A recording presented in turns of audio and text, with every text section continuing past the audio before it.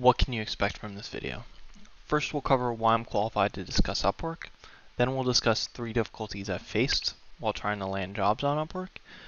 Thirdly, we'll discuss 3 lessons that I've learned trying to work on Upwork.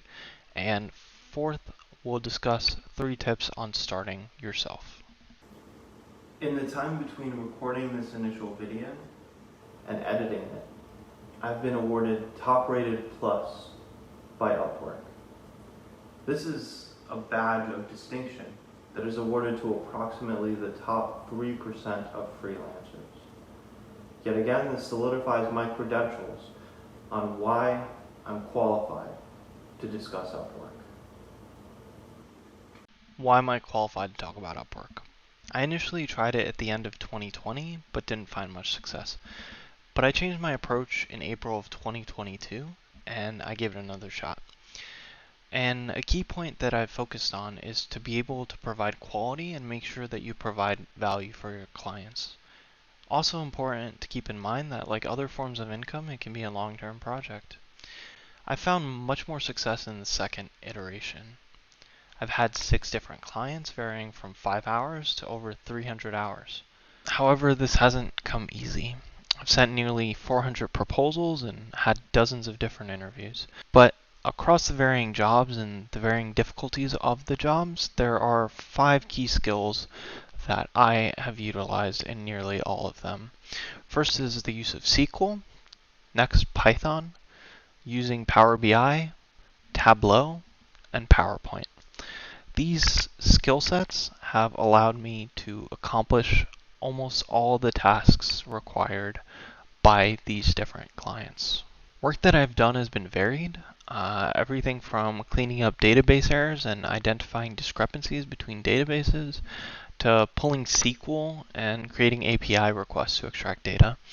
I've also done data cleaning and exploratory data analysis.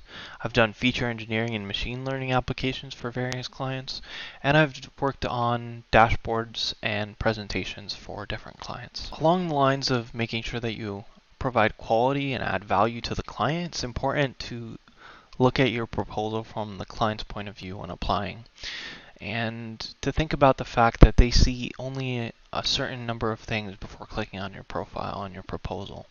They see your name, they see your profile picture, the title that you have associated with your profile, your location, your submitted rate, your earnings on Upwork, and the first 1 to 3 sentences of your cover letter. And therefore, it is very important to match the proposal to the job title and description. Next, let's talk about the difficulties that I've faced while trying to land a job on Upwork. First is standing out from the competition in a sea of freelancers. Upwork has gained a substantial amount of traffic in the past couple of years. According to Backlinko, as of 2020, Upwork had 145,000 core clients spending more than $2.5 billion. And as of 2020, about 61% of freelancers that were working were from the United States, according to Statistica and Upwork itself. And while Fiverr grew much faster than Upwork, Upwork provided more long-term compensation, processing more than 350% more cash flow in 2020 as compared to Fiverr. The second difficulty that I faced is identifying a good rate to charge clients. Establishing a good rate is crucial to ensuring success. Once you're billed at a certain rate, that rate will be posted on your profile, and movement or fluctuation of that rate can be difficult if the task difficulty doesn't increase. Therefore, it's important to do your research beforehand to establish a rate that is competitive with individuals that have your educational background and work experience. The final difficulty that I've faced while trying to land jobs on Upwork is retaining clients and securing good reviews. And 2 things are important for this. Initially, it's important to have clear communication and well-established deliverables and timelines. This is vital to achieving good reviews and retaining clients. Nobody will hire you for a second project or leave a good review if you don't deliver on promises. Therefore, always ensure that you are able to complete a task prior to accepting an offer. Secondly, most clients want to vet you prior to hiring. Therefore, I often find it useful to have a conversation with a client over video chat or through the messaging platform on Upwork in order to ensure that we're on the same page about deliverables and timelines. There's nothing worse than finishing a project you worked very hard on only to learn that it isn't aligned with your client's needs. There's a lot of lessons that I've learned while working on Upwork, but I'll share the top three. First is it's important to select a concrete niche in which you are an expert. While nobody's an expert on everything, on Upwork it's better to be a skilled professional in a small niche than a jack of all trades and master of none. People want to hire the very best for completion of their projects. Therefore, in order to stand out in an ever-growing sea of freelancers, it is vital to select your niche and become as skilled as possible. Secondly, it's super important to search and apply to jobs that are relevant to your niche.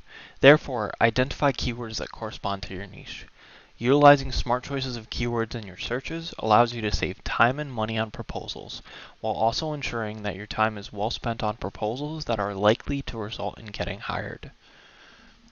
The third lesson I've learned on Upwork is to create customized proposals to the job post. Remember to only submit proposals that correspond to your particular niche. Doing so will increase the likelihood of being chosen for projects, as well as ensuring that you are able to deliver on what is promised to clients. Next, let's talk about 3 tips for starting on Upwork. The first is ensuring that you have 100% completion on your profile. How to achieve 100% completion on your profile. 50% is 4 required items: a profile photo, profile overview, employment history item, and skill tag. The other 50% can be made up of a number of different items. The first of which is a portfolio item, each of which contributes 5% for a maximum of 20%. The second being an additional employment history item for 10% each for a maximum of 20%. Thirdly, additional skill tags add 10%. Education adds 10% each for a max of 20%. Profile video adds 10%. At least one other linked account adds 10%. Certifications add 5% each for a max of 10%. At least one other experience item also adds 5%. And skills test credits add 10% each for a maximum of 30%. Second tip for starting is to provide 2 to 3 examples of work that corresponds to your niche. For my example, this is dashboards such as Tableau Public or Power BI, presentations like PowerPoint or a similar format, links to machine learning solution projects, or past work example descriptions if you're not able to show actual work. The third tip on starting on Upwork is to have clear communication, tight deadlines, and under-promise and over-deliver. In your initial proposal, it's important to have a call to action. For example, to set up a quick intro call. This accomplishes multiple tasks at the same time. It helps identify deliverables, identify timelines, determine if the client is someone that you're able and want to work with, and ensures that you would be able to complete the project. Also, it is important to always be willing to learn and ensure transparency with the client. Remember, nobody knows everything. Clients are people too. If you're transparent with them, you will be earning their trust. And finally, always allot 2 times more time than you think the job will take. For example, provide a client with a 2-week time frame for a deliverable that you think will take 1 week to complete. This level sets expectations and allows you time for unforeseen issues.